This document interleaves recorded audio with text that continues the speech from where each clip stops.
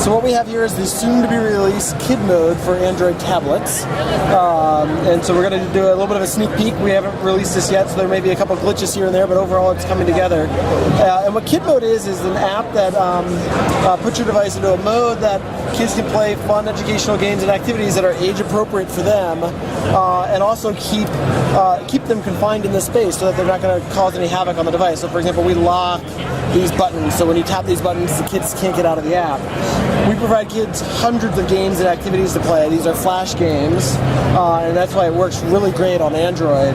So a child could tap on a game, and here's an example of a game teaching about the letter D, which is great for my 3-year-old daughter, Sam. And so Sam can just go off and play any of these games, and when she's done playing games, she might want to draw something. So you can imagine her doing a 3-year-old smiley face drawing, maybe wanting to draw something new. We're at CES. You get the idea. Maybe my personal favorite experience is the experience of enabling my mother, my daughter's grandmother, to read books to my kids. So my mom lives in Ohio, only gets to see my kids who live in California about 2 times a year. So this is my mom who recorded herself on her computer reading Jack and the Beanstalk. And we're going to load here, so the wireless network's a little bit slow here at CS, so we'll just give it a second. It's pulling it off of our servers. And my mom's going to pop in, and she'll start reading this book to both Samantha, my one daughter, and Abby, my other daughter. So we'll just give it a second here. CES bandwidth, it's fantastic. There we go. Hi, Sam and Abby. Do you have your milk and cookies ready? Because I'm ready to read Jack and the Beanstalk. So you can imagine kids, not only kids loving this, but relatives loving it, right? Because they get to connect with the kids that they really miss.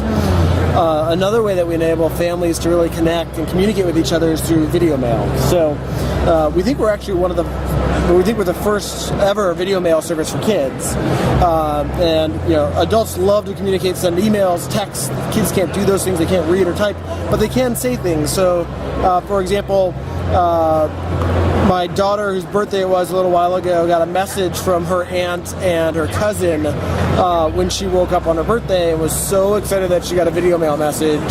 She ran over to the computer, because she could see this on her computer. We didn't have it ready on the tablets yet, and this is what she saw. We'll see it here load again in a second. I'll turn the volume up. There we go. Come on, bandwidth. There we go.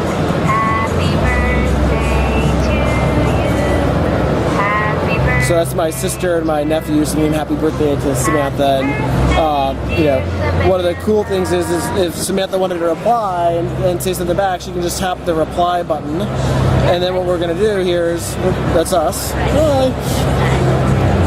So now we're actually recording, and we record for up to 30 seconds. So in case the kid walks away from the device, it doesn't just record their entire life. It'll stop after 30 seconds automatically. You hit the stop button, or it'll stop on its own. You just tap send the message, and it gets sent to that real person. We won't send that to Aunt Christy; she'd be a little confused.